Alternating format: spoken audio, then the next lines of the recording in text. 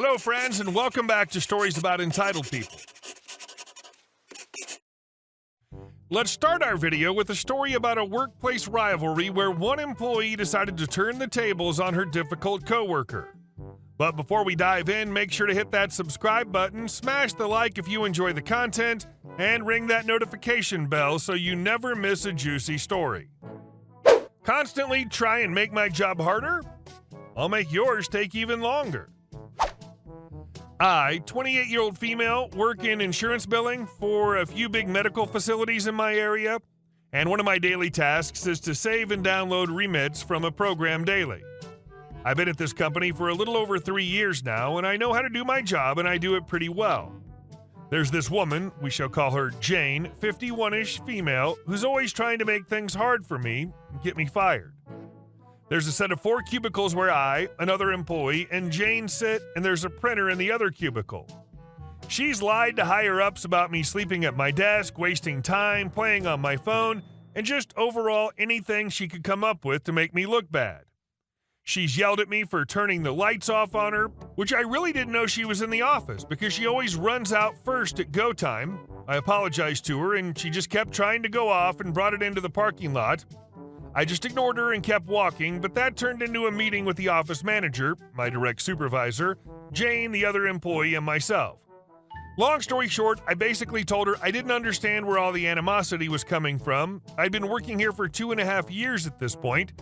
She looked at me and said that I got her in trouble my second week of ever being there because she told me something about a job I had no idea about, and I asked my direct supervisor who was training me after she told me how to do something.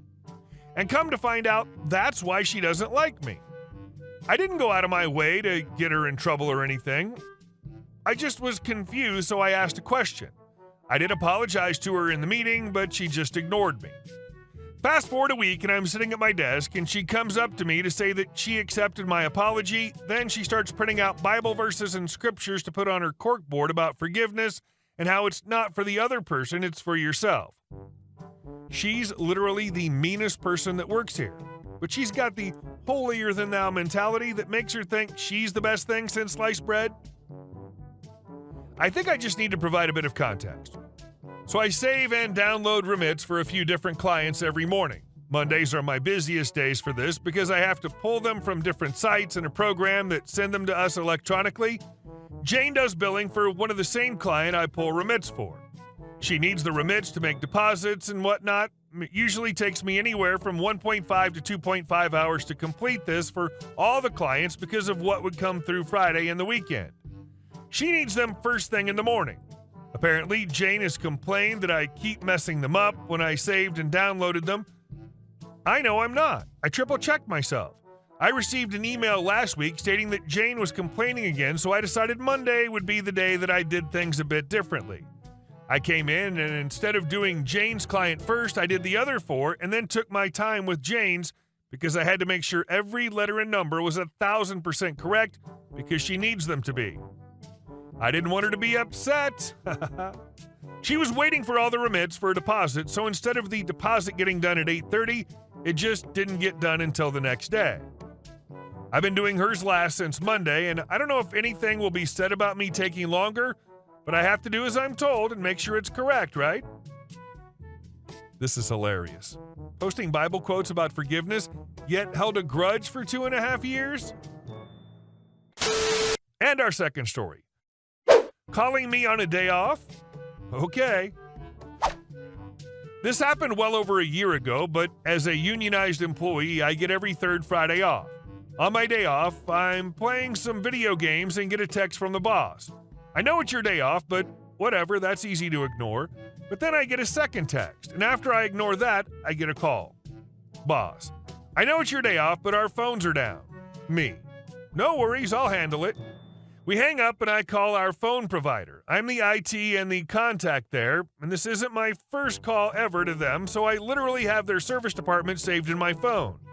I call, I register the problem, and they say they'll look into it.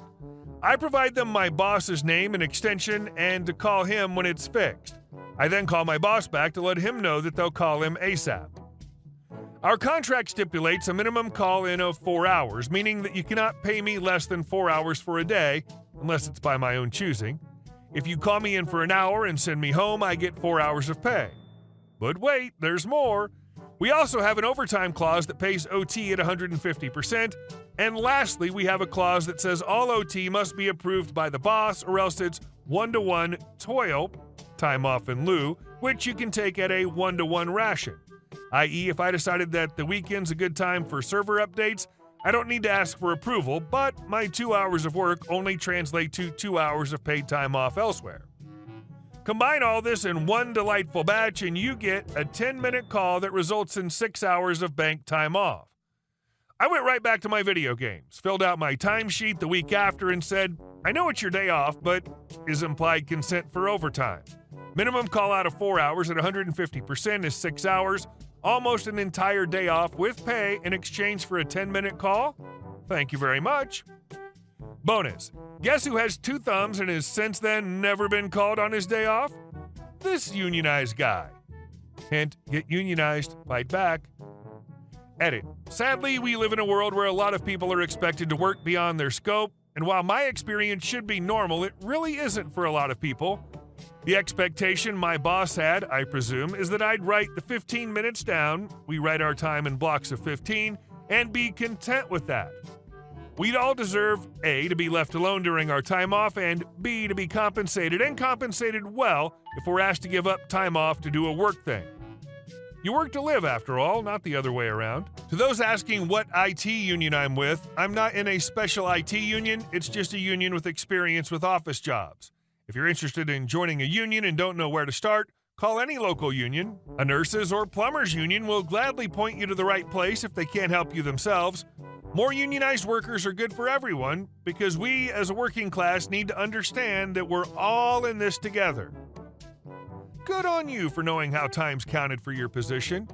You billing the proper amount and documenting was what made this great. And our next story. Border Patrol truck totaled my car.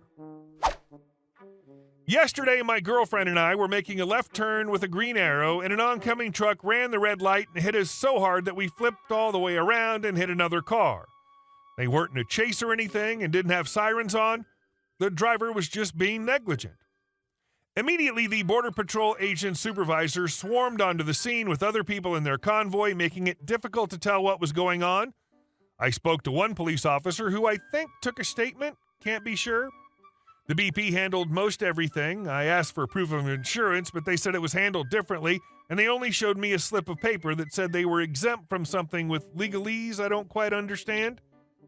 I took photos of everything and was sure to get a few phone numbers from witnesses who saw that it wasn't my fault, which I gave to the police as well as kept copies of for myself. When the FD came, they asked if anything was broken. I said no, but we might have whiplash and I'd like to be checked out.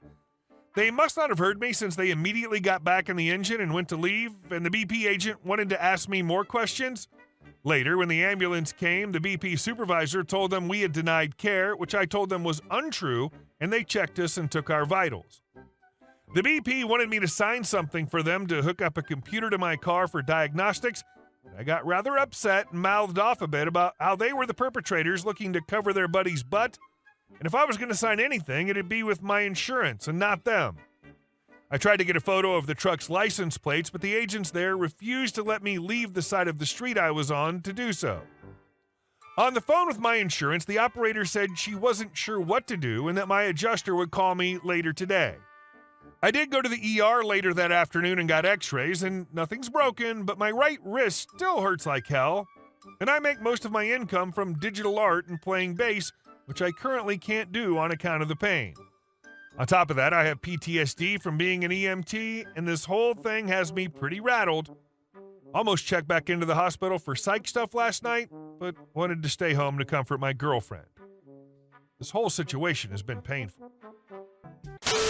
And our last story. HOA president doesn't realize I'm the new owner of the company he works for. I don't come from a wealthy family. To be precise, I grew up almost on the streets. My father drank heavily until he died, and my mother worked 2 jobs to feed 3 children. However, thanks to this, I learned to find common ground with almost everyone, which became my talent. Thanks to this, I received a scholarship to college, was able to successfully connect with a wonderful employer, and later started a small company with my friend. Success for me was not just a goal, but a challenge. The company grew from a small initiative to a successful structure in just 10 years.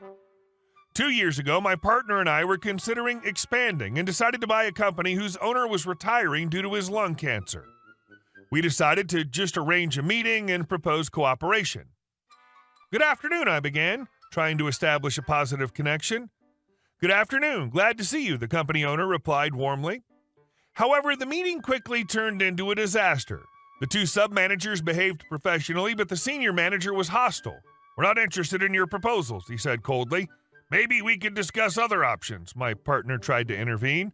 "Other options?" The senior manager looked at him skeptically. "You must be joking." I felt the tension in the room rising. We truly believe that our partnership can be mutually beneficial. I tried to steer the conversation in a positive direction. "Mutually beneficial?" the senior manager scoffed. "I don't see any benefit for us. You're young and inexperienced in this business. People like me will never work for people like you. The boss will just retire and receive good dividends while we run everything." As I later learned, the senior manager was the old boss's nephew, and as I suspected, he wanted to take over the company after his death. Undeterred, we managed to organize a new meeting with another company and launched a partnership elsewhere.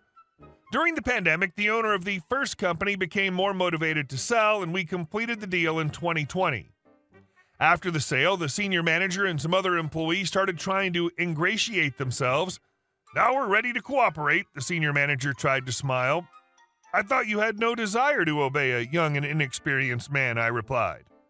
"Are you serious?" He raised his eyebrows in surprise. "We did what was best for the company." "That's what you think," my partner replied. "Your attitude was unacceptable." But no one wanted to do it. We changed the company structure, cut unnecessary costs, and ended unnecessary privileges. Some employees were fired, but we hired new ones for the lagging departments. I found out that the senior manager was the president of the HOA in my sister's neighborhood, specifically a terrible HOA president. He constantly bullied subordinates. This information was decisive. He must go, my partner and I decided. The senior manager was fired, and after that, the company started to perform excellently. "We can finally breathe freely," one of the employees said. Thanks to our determination and perseverance, the company's thriving, and I'm proud to have gone through this journey. A little lesson in respect for the people around you won't hurt any HOA president. Hey guys, thank you all for watching the video. I'll see you in the next one.